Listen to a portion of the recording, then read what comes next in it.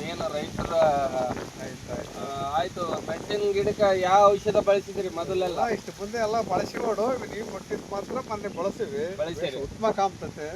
ಇವಾಗ ನಮಗೆ ಏನೈತೆ ಕೊಟ್ಬಿಟ್ಟು ಚಿಗುರು ಬರೋದಾಗಲಿ ಬರೋದಾಗಲಿ ಕಾಪು ನಾವು ಬಳಸ್ಕೊಂತೀವಿ. ಮೊದಲು ಕಂಪನಿ ಕೊಡೋ ಅದೇ ನೀವು ಸ್ಟ್ಯಾಂಡ್ ಆಗ್ಬಿಟ್ರೆ ನಮ್ಮ ಮಂದಿ ಹೇಳ್ತಾರೆ 10 ಮಂದಿ ಅವ್ರು ಇನ್ನೂ 10 ಮಂದಿಗೆ ಹೇಳ್ತಾರೆ ಮೊಮ್ಮದು. ಹೌದು ಆಯ್ತಾ?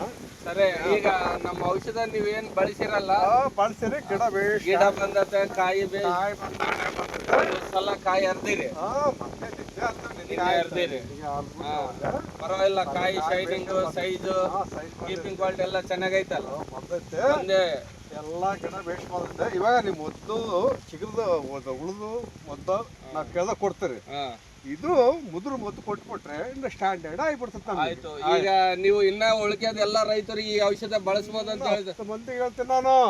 ಗ್ಯಾರಂಟಪ್ಪ ಬಳಸಿದ್ದು ನಾನು ಬಳಸಿದ್ದೆ, ಬೆಳೆ ಗ್ಯಾರಂಟಿ ಕೊಟ್ಟಾರ ಅಂತ ನಾನು ಹೇಳ್ತೇನೆ. ನಮ್ಮ 30 ನನ್ನಿಂದ 10 ಮಂದಿ, ಅವ್ರು 10 ಮಂದಿ ಇನ್ನು 10 ಮಂದಿಗೆ ಹೇಳ್ತಾರೆ. ನಮ್ಮ 30 ನೀವು ಕಂಪನಿಲಿದ್ದ ಚಲೋ ಎಣ್ಣೆ ತಂದ್ಕೊಡ್ರಿ. ನಿಮ್ಗೆ ಇದ್ದಲ್ಲಿ ಫೋನ್ ಮಾಡ್ತಾರ, ಅಲ್ಲೋ ಬರ್ರಪ್ಪ ತೋಟ ಬೇಷ್ ಐತೆ, ನೀವು ಇತ್ತು ತಂದ್ಕೊಡ್ರಿ ಅಂತ ಕೇಳ್ತಾರ.